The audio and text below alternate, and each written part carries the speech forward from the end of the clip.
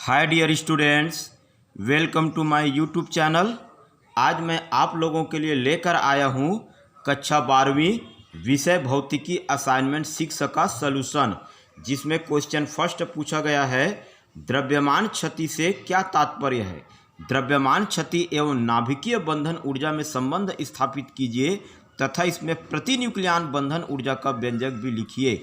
तो देखिए, आपको स्क्रीन में द्रव्यमान क्षति क्या है इसका परिभाषा बताया गया है तथा बंधन ऊर्जा में द्रव्यमान क्षति के साथ संबंध स्थापित किया गया है। आप इसको स्क्रीनशॉट लेके आसानी से अपने असाइनमेंट कॉपी में लिख सकते हैं।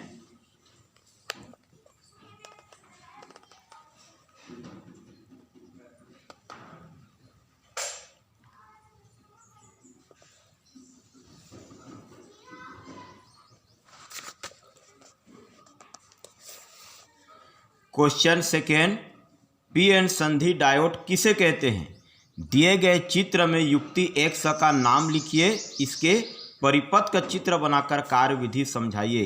तो देखिए, स्क्रीन में पी एन संधि डायोड किसे कहते हैं इसका परिभाषा बताया गया है।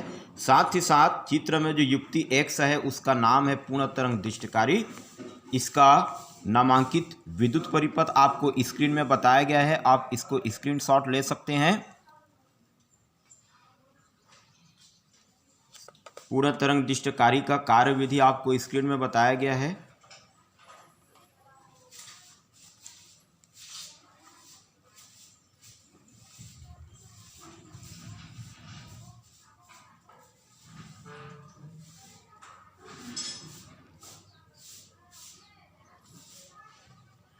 क्वेश्चन थर्ड, आकाश तरंग संचरण द्वारा प्रसारण की अधिकतम दूरी तथा एंटीना की ऊंचाई के मध्य संबंध स्थापित कीजिए।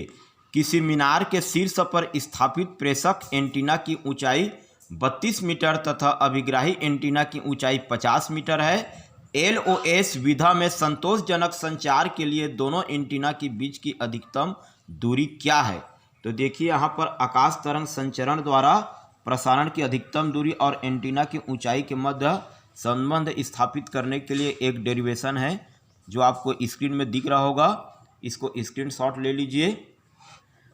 तो इस प्रकार से देखिए, स्क्रीन में जो है प्रसारण दूरी और एंटीना की ऊंचाई के मध्य संबंध प्राप्त हुआ है, D = √2RH।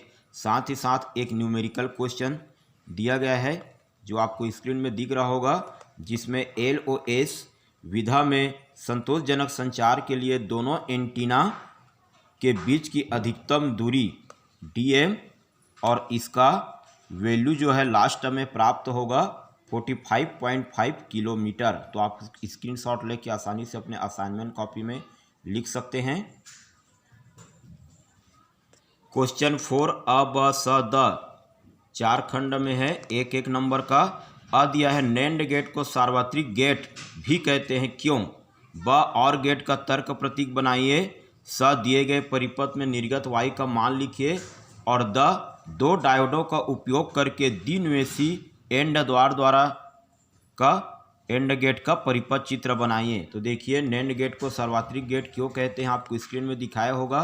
साथ ही साथ ब और गेट का प्रतीक, स दिए गए जो प्रतीक है नॉट गेट, उसके लिए इनपुट जो है उसमें आउटपुट वायु का वैल्यू कितना प्राप्त होगा ये आपको स्क्रीन में दिख रहा होगा। स्क्रीनशॉट लेके आसानी से अपने असाइनमेंट कॉपी में लिख सकते हैं।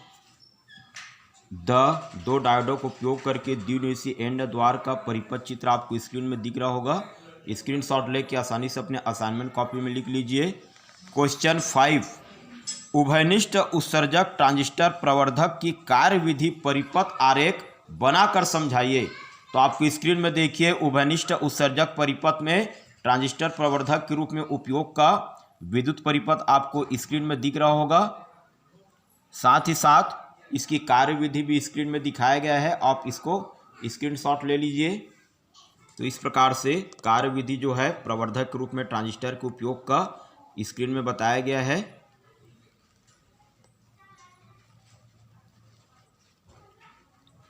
इसको मैं स्लाइड कर रहा हूँ, आप धीरे धीरे जो है स्क्रीनशॉट लेकर आसानी से अपने असाइनमेंट कॉपी में लिख सकते हैं।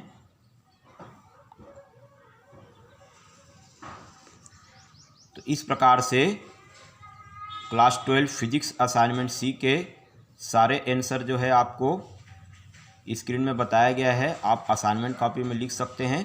तो इसी प्रकार से फिजिक्स के और भी नॉलेज के लिए मेरे यूट्यूब चैनल को देखते रहिए, और चैनल को अभी तक सब्सक्राइब नहीं किए हैं तो सब्सक्राइब कर लीजिए। Thank you.